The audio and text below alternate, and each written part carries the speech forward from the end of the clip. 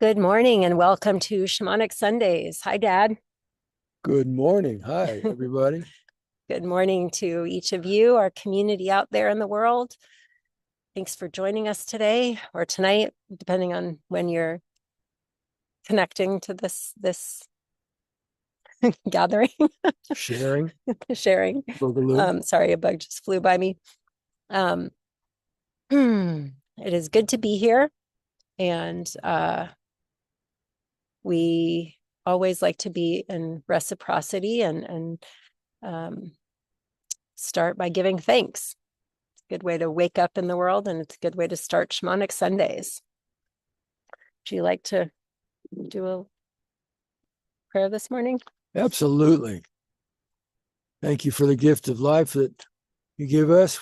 We know not everybody went to sleep last night, got up this morning. So obviously the fact that we're all here, hearing this and being breathed by you is indicative of that you want us here. So thank you for this breath of life, the gifts of protection that have brought us this far.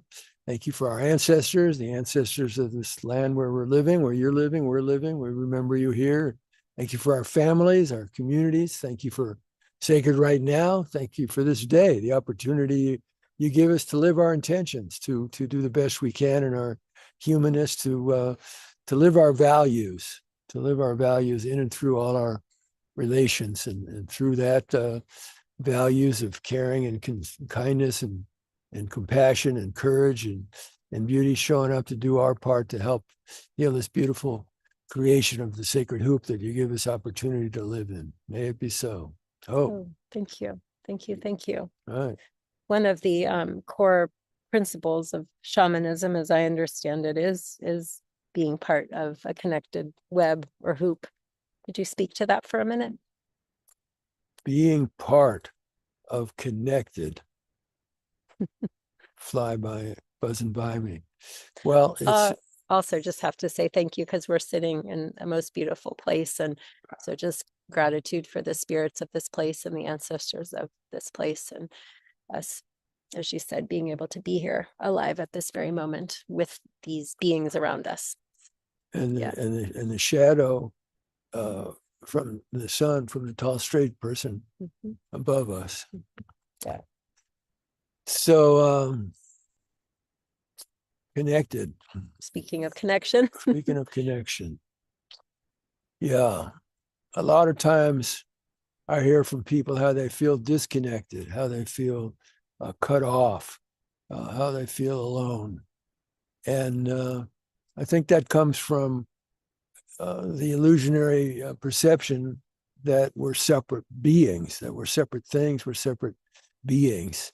And the truth is that there's no such thing as a separate being, and we're interwoven in the net of infinite cosmic foam, you might say, cosmic field of percolating particles in and out of existence, and the dance of particular patterns of energy and relationship in a particular shape for a period of time, and intermeshed with the fullness of creation. And the indigenous people refer to that as the sacred hoop, the sacred hoop of life, the interconnectedness of all of us. And it's Not all indigenous people use that phrasing, just to be clear, but yeah. see, that's why you have daughters. So if you step out of line The and one, concept though is a common, yeah, a base I got no slack. commonality. I got no slack. I just step out of line, one molecule and jumps on me and straightens me out. Yeah. So opening up our awareness, our minds, our bodies, our consciousness to the truth that we're interconnected with the creative wisdom power of the universe. There's a kind of a little meditation prayer chant I do in the morning. Let me see if I can remember, because it was hours ago when I did it. So Tao, the flow of the Tao, the Chinese term for Taoism, the flow of the universe, the creative energy of the earth, the Tao. Tao, Tao, Tao, flow of the Tao. Those who those who cultivate the universe identify with the universe. And those who identify with the universe are welcomed by the universe. So I just want to invite you listening to just open your awareness what it feels like to be welcomed by the universe. Instead of in a fearful, contracted place, the universe is out to get me, and I'm fearful, and I'm anxious, and I got to protect myself from disaster that could hit me in any moment, which disaster could hit me in any moment. The truth is, right now, we're fine, right here now. And if you're listening to this, you're fine. So opening ourselves to our being welcomed by the universe and all the creative powers of the universe flowing into us from above, below, around, and in and through us, and promoting our health, our healing, our high level wellness, raising our vibration to a higher level of consciousness and understanding, that we are connected, interconnected with the infinite creative wisdom power of the universe, infinite light, infinite love. Those who cultivate the universe identify with the universe. So an opportunity to explore in your own consciousness. What does it mean to you to cultivate the universe? Let's see what comes up for you with that one. And those who cultivate the universe, they identify with the universe. I'm not separate from it. It's part of me, and I'm part of it. And those of us who, when we choose to identify with the truth of what's so, that we're connected with the universe, we're welcomed by it. So opening to being welcomed by the universe with gratitude that we live in this beautiful, amazing universe, and that it lives in us, and we get an opportunity in being alive to explore it, to learn from it, and then do our best to try to integrate in our daily lives and interactions what I call her what she teaches us about how to be in harmony and balance with the gifts of creation. Oh, thank you. So you said if you're here listening to this, you're fine. And I would venture to say that a lot of folks that are listening to this would hear you say that and think, I'm not fine. Because we oftentimes have challenges we're facing, and I'm getting teary-eyed because right before we started this, we actually just were on a call with one of the dearest people in my life and my mom and dad and sister's life, our dear friend Jeff Anderson, who did say we could use his name, that he has entered hospice and hospice care. Mm-hmm. Yep. Knowing his time in this lifetime is coming to an end, and yet, so in many ways he's not fine right now, and yet his spirit, the last few times I've talked to him, is so much more at peace than many times throughout his life that I've been with him. Always so loving to me and to Nicole and to our whole family. But there's just this new acceptance, and what you just said about he feels welcomed by the universe now. And we asked him, what do you want us to talk about on Shamanic Sundays? And he said, well, that's a big question. And he was quiet for a few minutes. And then he said, why don't you talk about how to keep the love channel open? Because that's the most important thing you can do, is keep the love channel open so that you can keep giving love and keep receiving love. Yeah, that's it. I just got back, what's today? Sunday, yeah. So I got back a few days ago from going to Arizona to be with Jeff and Sharon, his ex-wife, and who's been there with daughter Sarah, supporting Jeff through all the challenges that leading up to entering hospice care. And when I got there, the love channel was clogged up, and we explored what happened to get the love channel clogged up. So everybody was kind of nobody was receiving the love because the channel was all clogged up under all the pressures and challenges of all the health things that he was going through, and the calls for Sharon and Sarah to come over there at all hours of the day and night and help out with this, that, or the other thing.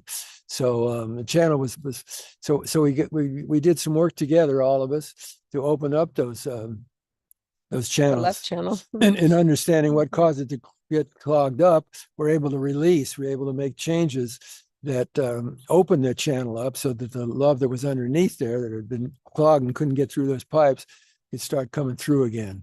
And they're all real strong love people and have deep love for each other through over 40, 50 years. What Sharon and Jeff had been together, and Sarah probably 40 years something. So so wonderful to just talk to him a little while ago and feel the energy of his love channel unplugged, and him being able to receive the love from them and give it back to them, and him being a teacher for all of us that none of us knows how much time we've got, and we know we've got right now. I mean, it's possible, all of us, a meteor falls on us and we're all dead, and Jeff walks in all of our graves. It's a great mystery. You never know, but we all know that at some point our life walking these bodies is going to be done, and we know that it's not right now because we're here. And what's most important, what's most meaningful about being alive, no matter what the challenges are in our bodies, our minds, our feelings, our relationships, what's happening in the world, what's most meaningful and what's most important, what Jeff was sharing with us, and certainly my lesson in life is to do what we need to do to keep our pipes, our love channel open. Our love channel open. And if something happens that triggers a constriction of that, go to it right away, deal with it, take care of it, so it doesn't get really stuck and entrenched in there, and you can deal with it quicker or more easily when you catch it right away. So be vigilant and hold the intention of, is like one of the intentions I hold is that may I carry my heart through the world this day like a life-giving sun, shining so bright on each and every one, being a channel for healing, light, and love.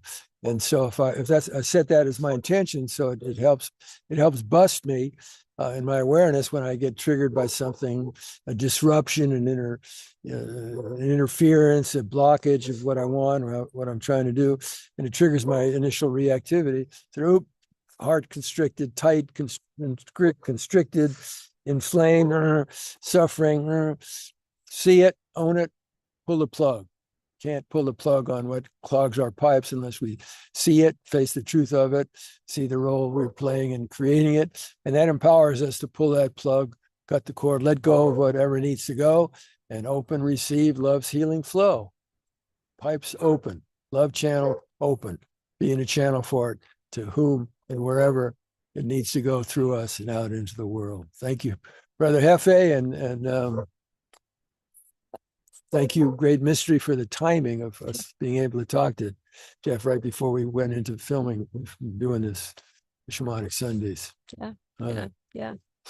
And are there any like tactical tools that you want to share that we can keep in mind? Maybe some that you shared with Jeff and his family when you're feeling plugged, how to tap back in to keep your love channel open. Well, as I've said many times, everything starts with intention. Everything starts with intention. So you catch it, and then what? See what it is. Yeah. Like say, greet it. Own the truth of what I'm experiencing. I'm feeling clogged up now. I'm feeling constricted. I'm feeling uptight. I'm feeling angry. Feeling depressed. I'm feeling sad. I'm feeling whatever it is I'm feeling. And so owning it. So there's no resistance. If we resist it or judge it, which is kind of resistance. Oh, I shouldn't feel that way, or I'm a bad person because I feel this way, or whatever. That's increasing the tightening, the constriction, and holding on to that which is producing the suffering. So if my intention is not to contribute to suffering, my own suffering, and extending that out into the world, my intention is to keep my heart open and be a channel for healing, light, and love. It sets me up to notice when I get triggered into my reactivity, and I'm not doing that.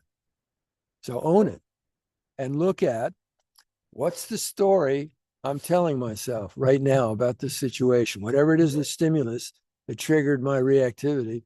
What's the story I'm telling myself about it? Because it's not the stimulus. It's the story I'm telling myself about the situation that's creating my suffering. So to me, that's that's a key dynamic in shape shifting the energy state that I'm in. That looking at what's the role I'm playing in creating my story, and then I ask myself the question, how can I create a response to this, whatever this is? How can I create a response to this that grows me in the directions I want to grow? How can I use everything that I'm experiencing in this moment so I'm no longer victim to it by asking this question? How can I use it to help me grow in the ways that I want to grow, which the sacred circle brings me back to intention? How do I want to grow? Taking the time to be clear about what qualities of consciousness and being you, listener, want to have grow stronger in your life, because everything that happens is a vehicle of opportunity to use it to help us grow in the ways we want to grow. Oh, Thank you. How about those apples? How about those apples? All right. How about your apples? All